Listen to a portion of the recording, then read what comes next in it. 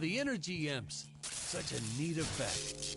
We had to paint each movement frame by frame and superimpose it into live footage. We were pulling all-nighters for weeks.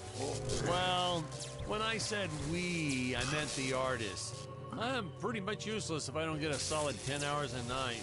But they were at it forever. They had to redo it all because I accidentally told them red instead of blue the first time. Artists.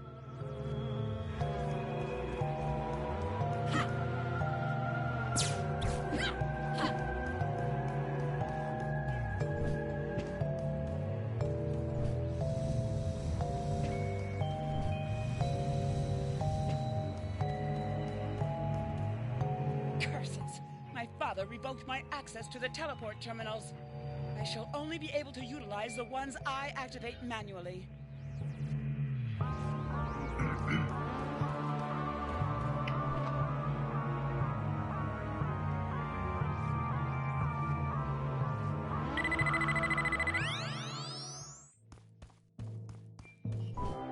Ah, I knew you would return. Puny Earthman, you shall help me overthrow the Emperor. Why would you turn against your own father? How do I know I can trust you? Oh, this scene. This is practically Shakespeare in outer space. Just as the entire planet does. And, huh?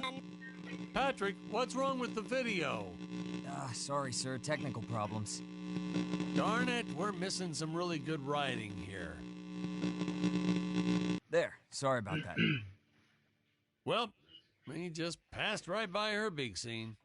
Basically, they agree to work together, but one must stay behind in the sleep chamber at all times. Should I rewind? Never mind from here.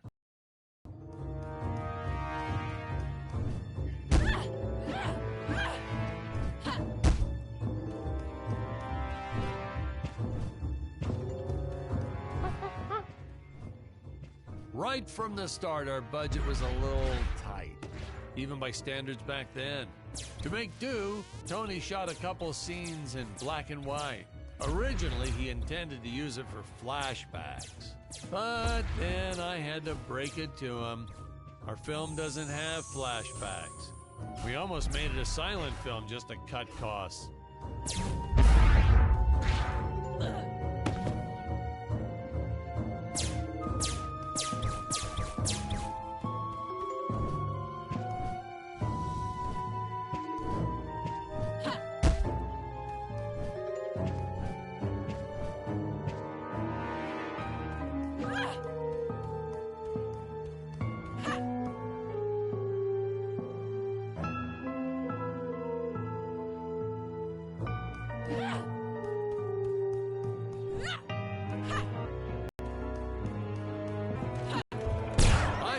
An absolute necessity we have a T-Rex in this film, but we got this Serato thing instead. Of course, I went through the whole production thinking it was a T-Rex because, really, who can tell the difference anyway?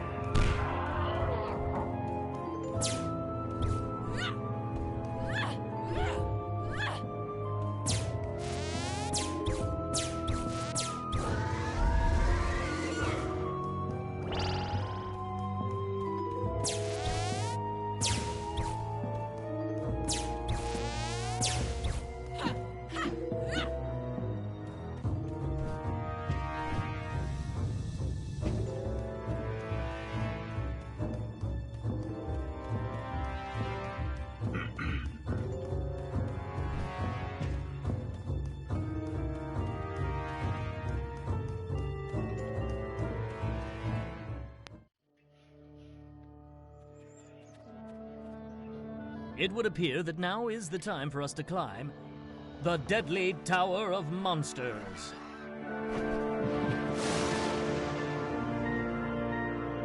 Good screenwriting 101. Always announced within the film itself. How else are you going to let the audience know your heroes really mean business? Now, that weapon, it's just an electric shaver, but you know, I bet you'd never guess it was, would you? They look so futuristic.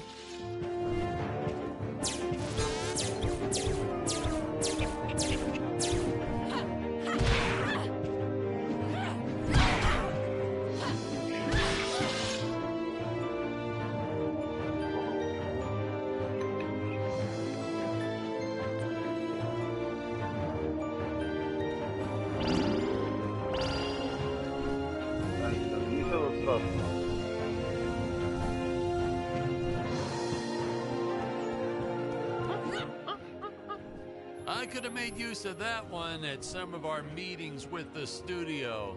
Oh, you'd like to see records of where our budget went to this month? Sure, let me get that for you right now. Boom, boom.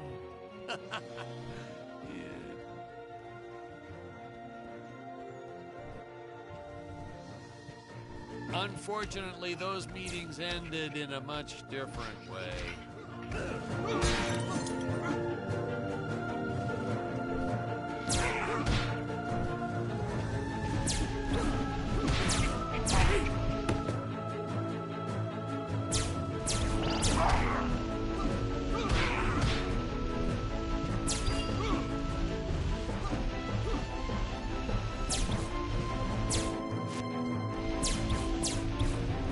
I know a taxidermist who helped us out with these bat creatures for real cheap.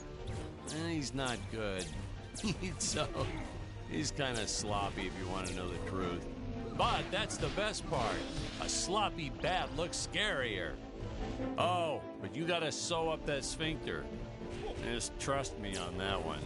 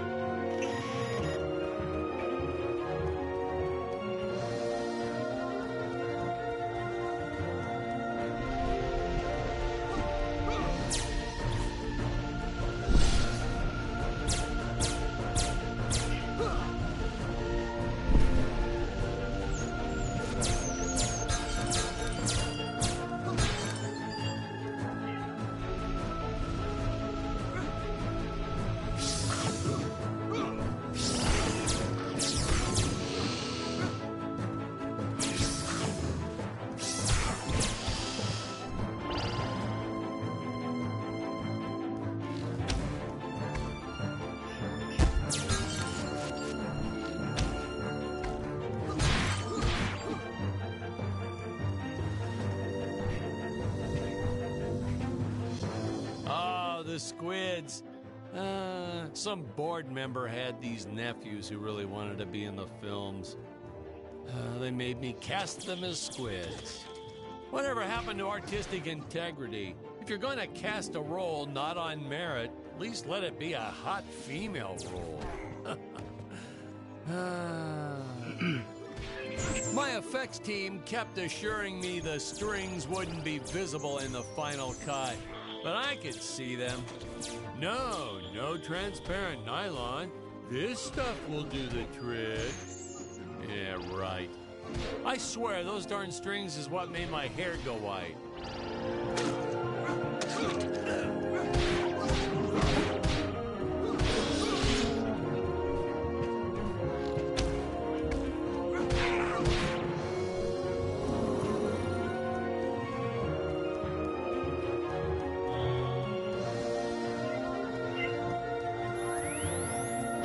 Teleport usage.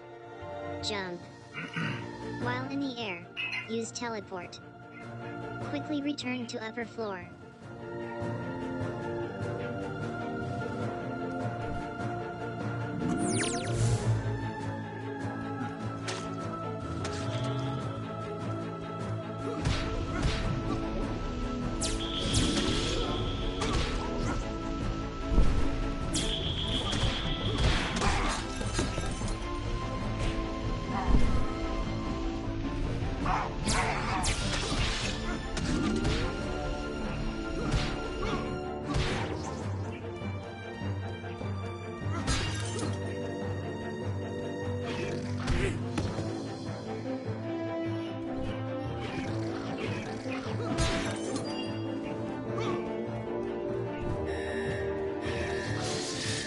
You don't want to miss a single minute of this scene. The nuclear ants.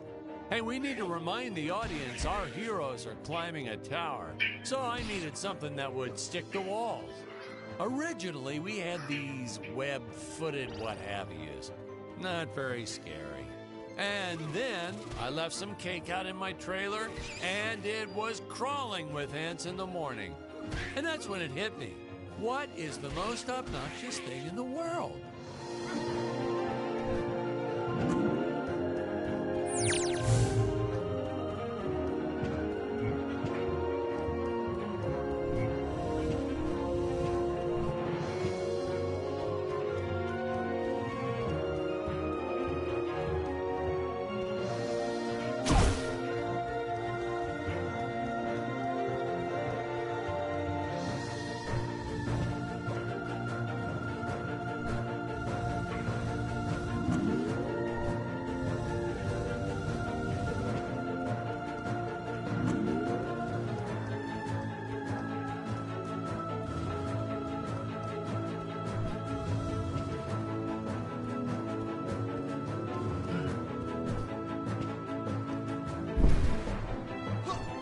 I designed this creature to reflect the human condition. Always hungry, never satisfied. The bottomless pit of the beast's stomach. I don't know, you say stuff like that in interviews and your film always wins awards.